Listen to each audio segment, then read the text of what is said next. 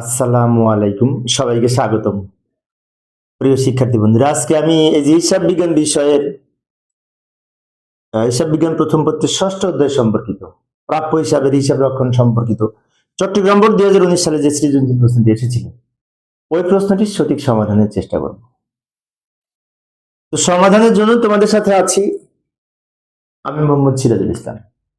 প্রিয় শিক্ষার্থী বন্ধুরা, আমি একজন সরকারি কলেজের শিক্ষক এবং আমার হিসাব বিজ্ঞানের নিজের লেখা বই আছে, ফার্স্ট পার্ট সেকেন্ড পার্ট। কিছু শিক্ষার্থীর অনুরোধে মাঝে মাঝে আমি অনলাইনে ক্লাস নিই।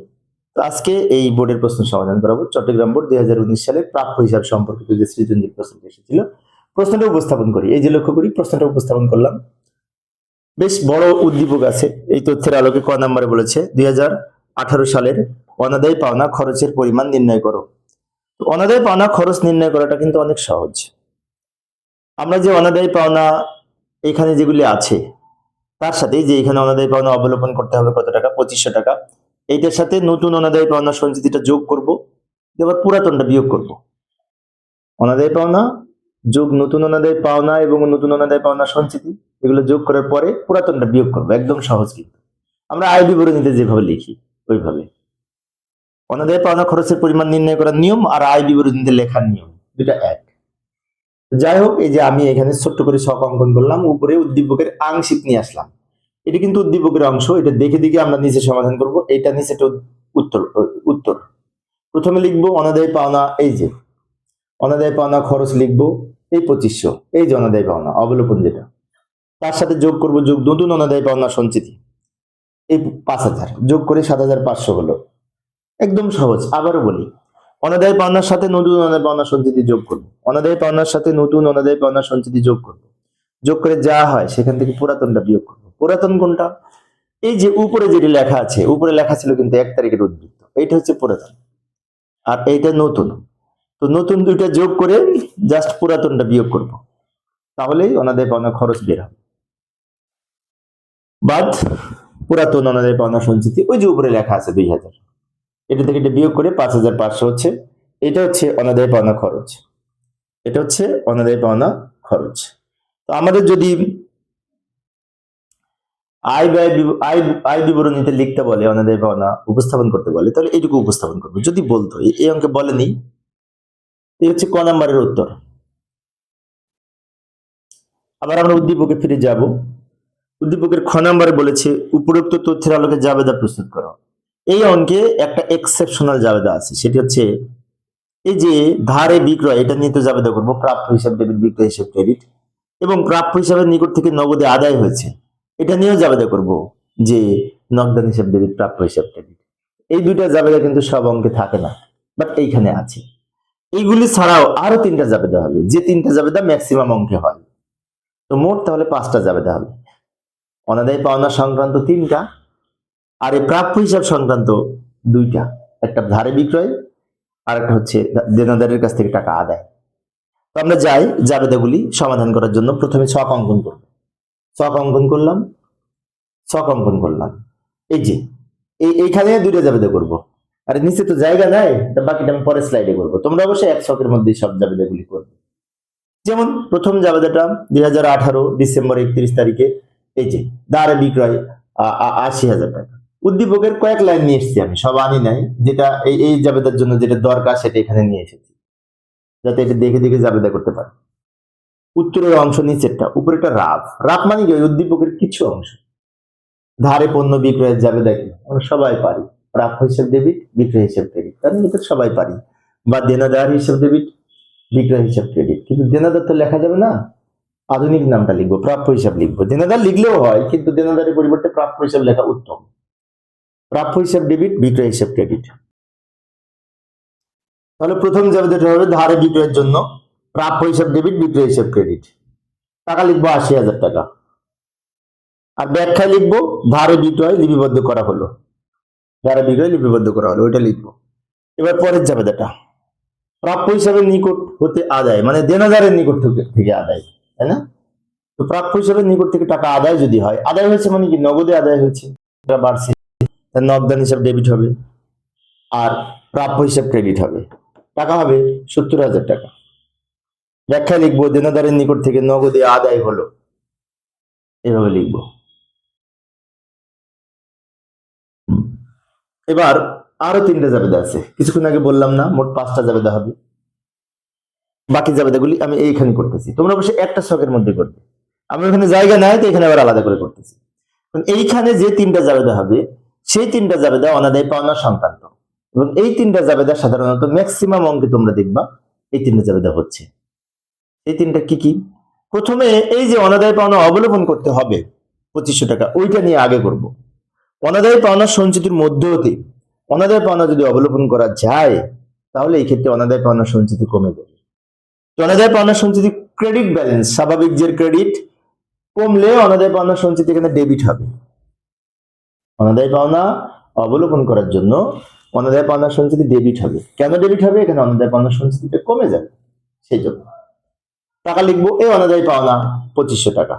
আর ক্রেডিটে হবে প্রাপ্য হিসাব, প্রাপ্য হিসাব ক্রেডিট হবে। এখানে লিখবো অনাদায় পাওনা লিপিবদ্ধ করা হলো, অনাদায় পাওনা লিপিবদ্ধ করার ফলে প্রাপ্য হিসাব কমে যায়, তাই প্রাপ্য হিসাব ক্রেডিট হবে। এবার আরেকটা জাবেদা, আরো 2টা জাবেদা হবে। সেই 2টা জাবেদা হবে অনাদায়ী পাওনার সাথে নতুনটা যোগ করে পুরাতনটা বিয়োগ করে অনাদায়ী পাওনা খরচ যেটা হয়, ও ক নাম্বারে বের করেছি, ক নাম্বারে কিন্তু অনাদায়ী পাওনা খরচ আমরা বের করেছি, সম্ভবত 5500 না কত টাকা যেন হয়েছে, ওইটা নিয়ে আমরা জাবেদা করব। ঠিক আছে, এবং ওই যেটা অনাদায়ী পাওনা খরচ বাবদ আমরা ক নাম্বারে 5500 টাকা বের করেছি, ওইটা নিয়ে মূলত 2টা জাবেদা করব। একটা জাবেদা করব অনাদায়ী পাওনা খরচকে লেখার জন্য, আরেকটা জাবেদা করব এই আয় বিবরণীতে স্থানান্তর করার জন্য। একই টাকা নিয়ে 2টা জাবেদা হবে।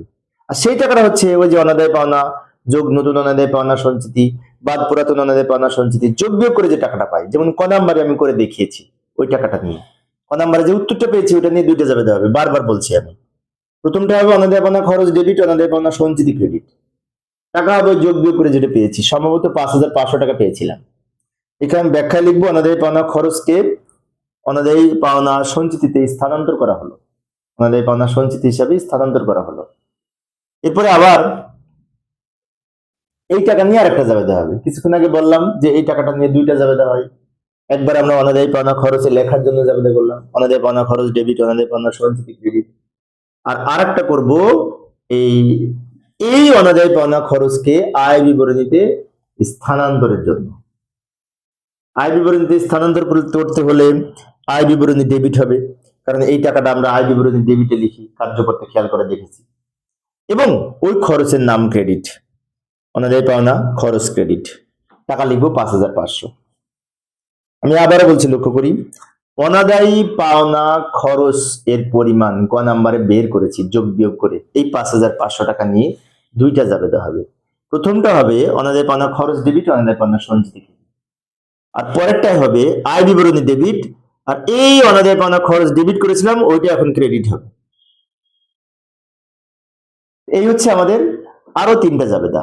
তাহলে মোট 5টা জাবেদা করলাম। কিছুক্ষণ আগে আমি 2টা জাবেদা করেছি, আর এই 3টা, মোট 5টা।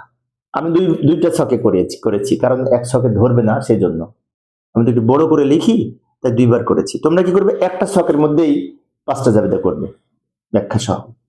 আর ব্যাখ্যা ছাড়া যদি বলে ব্যাখ্যা লিখবো না, সমস্যা নেই, কিন্তু আমি ব্যাখ্যা লিখে দেখিয়েছি, ব্যাখ্যা আসে যদি তাহলে আমরা লিখতে পারবো। এবার উদ্দীপকে ফিরে যাব। আবার উদ্দীপকের গ নাম্বারে কি বলেছে লক্ষ্য করি। গ নাম্বারে বলেছে অনাদায়ী পাওনা সঞ্চিতি হিসাব এবং প্রাপ্য হিসাব প্রস্তুত করো। তাহলে আমরা এখন 2টা খতিয়ান করব। একটা খতিয়ানের নাম হচ্ছে অনাদায়ী পাওনা সঞ্চিতি হিসাব, আর একটা খতিয়ানের নাম হবে প্রাপ্য হিসাব। যাই খতিয়ান 2টা করি এই তথ্যের আলোকে। যখন অনাদায়ী পাওনা সঞ্চিতি হিসাব লিখবো তখন এই যে অনাদায়ী পাওনা সঞ্চিতির যে ব্যালেন্স আছে এটা ব্যালেন্স বিডি বলে লিখে নিব, তারপরে জাবেদা দেখে করব বাকিটা। প্রথমে ব্যালেন্স বিডি বলে এই যে অনাদায় পাওনা সঞ্চিতির উদ্বৃত্ত 1 তারিখের যেটি আছে ওটা ব্যালেন্স বিডি বলে অনাদায় পাওনা সঞ্চিতিতে লিখবো, আর এরপরে বাকি যে টাকাগুলি লিখবো সেটা জাবেদা দেখে। কিছুক্ষণ আগে জাবেদা করেছে, জাবেদা দেখে সঞ্চিতি হিসাবটা আগে করি, তারপরে প্রাপ্য হিসাবে ছক অঙ্কন করবো। উদ্দীপকের যে আমি কিছুক্ষণ আগে জাবেদা করেছি, জাবেদার কিছু অংশ এখানে নিয়ে আসলাম, ওই জাবেদা দেখে আমরা এই খতিয়ানে লিখবো। খতিয়ানের ছকটা একটু দ্রুত লিখে দিলাম, খতিয়ানের ছক তো আমরা পারি, তাই না? কিছুক্ষণ আগে যেটি বললাম সেটা হচ্ছে এই অনাদায় পাওনা সঞ্চিত হিসাবে যে উদ্বৃত্ত ছিল 1 তারিখের, কিছুক্ষণ আগে দেখলাম 2000 টাকা ব্যালেন্স বিডি বলে এই ক্রেডিট দিকে 2000 টাকা লিখবে। এই 2000 টাকা কিন্তু জাবেদার মধ্যে নাই, ওটা প্রশ্নের শুরুতেই বলা আছে জানুয়ারির 1 তারিখে অনাদায় পাওনা সঞ্চিতির উদ্বৃত্ত ছিল 2000 টাকা। ওটা অনাদায় পাওনা সঞ্চিতি হিসাব যখন প্রস্তুত করবো তখন অবশ্যই ব্যালেন্স বিডি বলে আমরা শেষের ঘরে লিখবো। অনেকে এই ডেবিটে ক্রেডিটে লেখে, তারপরে শেষে ক্রেডিটের ঘরে নিয়ে যায়, তা করলেও হয়, কিন্তু ওটা না করে সরাসরি জের যেহেতু বলছে ব্যালেন্স বিডি, তাই জেরের ঘরে লেখাই উত্তম। এটা হচ্ছে অনাদায় পাওনা সঞ্চিতি প্রারম্ভিক উদ্বৃত্ত ক্রেডিট দিকে লিখেছি।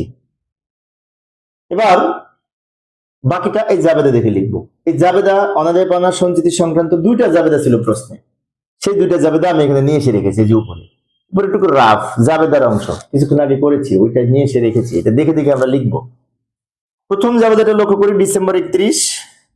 এখানে অনাদায় পাওনা সঞ্চিতি ডেবিট, প্রাপ্য হিসাব ক্রেডিট। অনাদায় পাওনা সঞ্চিতি ডেবিট মানে কি? অনাদায় পাওনা সঞ্চিতি ডেবিট দিকে টাকা লিখবো, নাম লিখবো প্রাপ্য হিসাব, উল্টা নামটা লিখবো, লিখে অনাদায় পাওনা সঞ্চিতি ডেবিট দিকে টাকা লিখবো।